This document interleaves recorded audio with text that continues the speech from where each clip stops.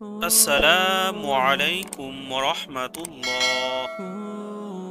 পৃথিবীতে এমন কিছু জিনিস রয়েছে যেগুলো আমাদের প্রতিদিনের জীবনের অঙ্গ হলেও তার ভিতরে লুকিয়ে থাকে অসাধারণ কিছু রহস্য। ঠিক তেমনই একটি উপাদান হলো লবণ। আমরা প্রতিদিন খাই, ব্যবহার করি, কিন্তু কজন জানি লবণের পিছনে লুকিয়ে আছে কুরআন ও হাদিসের গভীর নির্দেশনা, হিকমত ও রহস্য। আল্লাহ তাআলা পবিত্র কুরআনে যেখানে মিষ্টি ও লবণাক্ত পানির পৃথকতা বর্ণনা করেছেন, সেখানে শুধুমাত্র বৈজ্ঞানিক সত্যই নয়, আছে আধ্যাত্মিক ইশারা, রহমতের বার্তা এবং মানব জীবনের শিক্ষা, যা আজকের আধুনিক বিজ্ঞান একাধিক রোগ প্রতিরোধে সহায়ক হিসাবে স্বীকৃতি দিচ্ছে।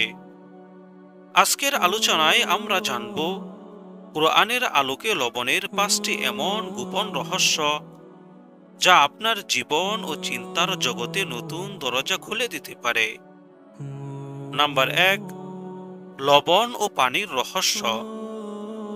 সূরা ফুরকানে মহান আল্লাহ তাআলা বলেন, তিনি দুই সমুদ্রকে পাশাপাশি প্রবাহিত করেছেন, একটি মিষ্টি ও তৃষ্ণা নিবারক, অপরটি লবণাক্ত ও তিক্ত। তিনি তাদের মাঝে এক অন্তরায় ও অদৃশ্য প্রাচীর সৃষ্টি করেছেন। এই আয়াতে আল্লাহ তাআলা দুই ধরনের পানির কথা বলেছেন, একটি মিষ্টি আর একটি লবণাক্ত। বিজ্ঞান বলছে এমন অনেক স্থানে নদী ও সাগরের পানি একসঙ্গে মিললেও তারা মিশে যায় না। এটা লবণের বিস্ময়কর বৈশিষ্ট্য। প্রাকৃতিকভাবে পানি আলাদা রাখতে সাহায্য করে। নাম্বার 2, লবণের জীবাণুনাশক গুণ। লবণ প্রাকৃতিক জীবাণুনাশক।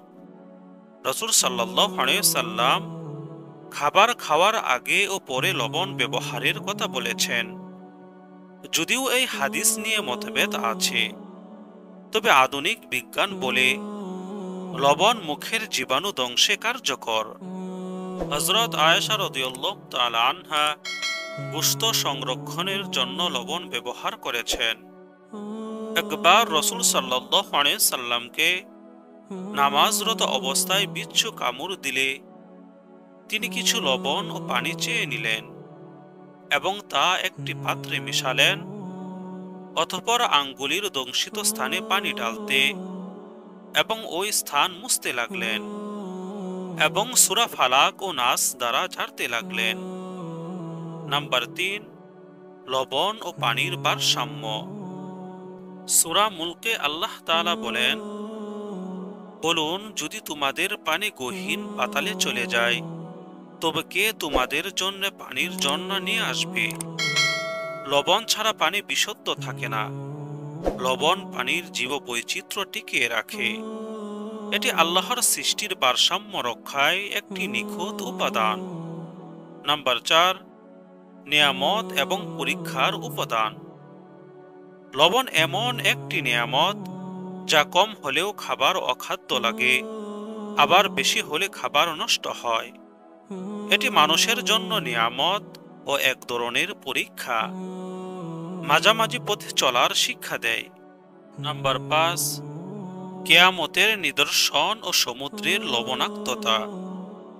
পবিত্র কুরআনে আল্লাহ তাআলা বলেন, আর যখন সমুদ্রকে উত্তাল করে তোলা হবে, গবেষণা বলছে সমুদ্রের লবণাক্ততা বেড়ে গেলে তাপমাত্রা ও জলবায়ুর পরিবর্তন ঘটে।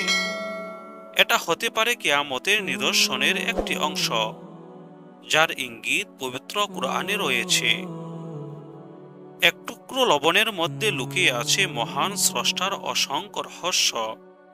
কুরআন শুধু ইবাদতের জন্যই নয়, বরং জ্ঞান ও বিজ্ঞানের অফুরন্ত ভান্ডার।